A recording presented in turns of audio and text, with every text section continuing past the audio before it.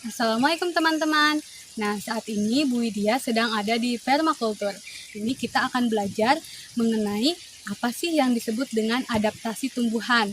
Nah, kita akan melihat langsung bentuk adaptasi dari tumbuh-tumbuhan dengan berjalan-jalan langsung di permakultur.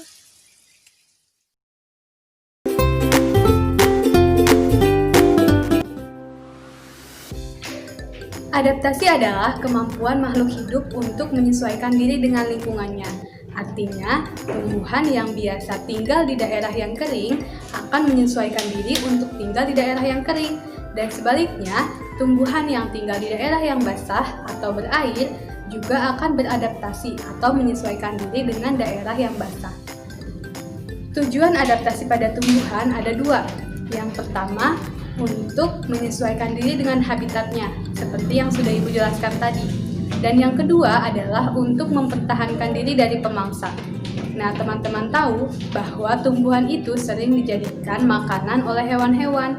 Nah, dengan cara menyesuaikan diri atau beradaptasi, mereka akan membuat pertahanan agar tidak dimangsa oleh pemangsa. Jenis-jenis habitat dan bentuk adaptasinya.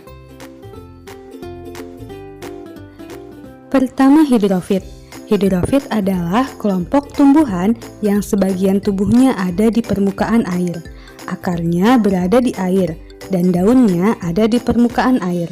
Biasanya, kelompok tumbuhan ini memiliki rongga udara. Nah, ini adalah tanaman-tanaman air atau jenis tanaman hidrofit. Hidrofit itu berasal dari kata hidro. Hidro itu artinya air. Jadi kalau teman-teman ada dengar kata hidrofit, itu adalah tumbuhan yang hidupnya di air. Nah, contohnya ini eceng gondok. Nah, ini tanaman eceng gondok, teman-teman. Ini bentuk adaptasi dari tanaman eceng gondok adalah seperti ini ya.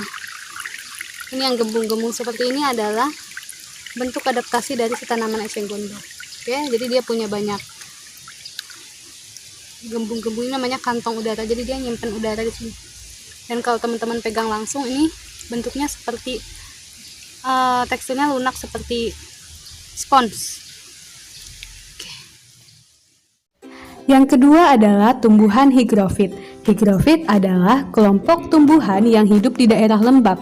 Daun tumbuhan higrofit yang masih muda biasanya memiliki bentuk melingkar dan menggulung. Nah, teman-teman, saat ini kita akan mencari tahu tumbuhan yang higrofit seperti apa sih? Nah, tumbuhan higrofit adalah tumbuhan yang beradaptasi dengan tinggal di daerah yang lembab. Ini daerah yang lembab ya, teman-teman, bukan daerah yang terkena langsung dengan air, tapi cukup dekat dengan air.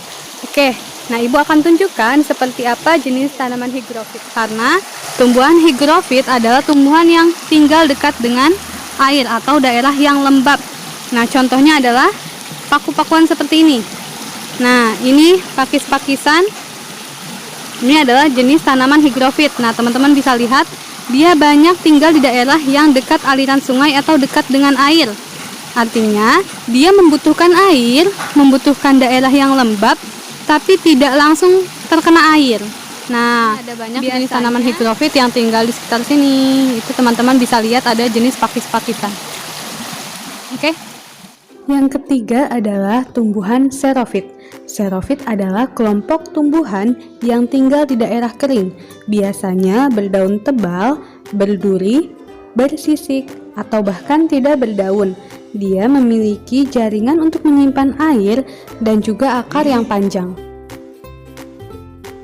Salah satu contoh tumbuhan xerofit adalah lidah buaya. Nah, teman-teman mengetahui bahwa lidah buaya memiliki duri.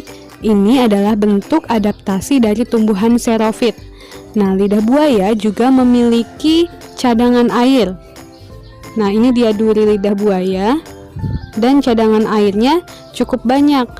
Kemudian, lidah buaya juga memiliki akar yang panjang. Nah, akar yang panjang ini berperan untuk mencari air.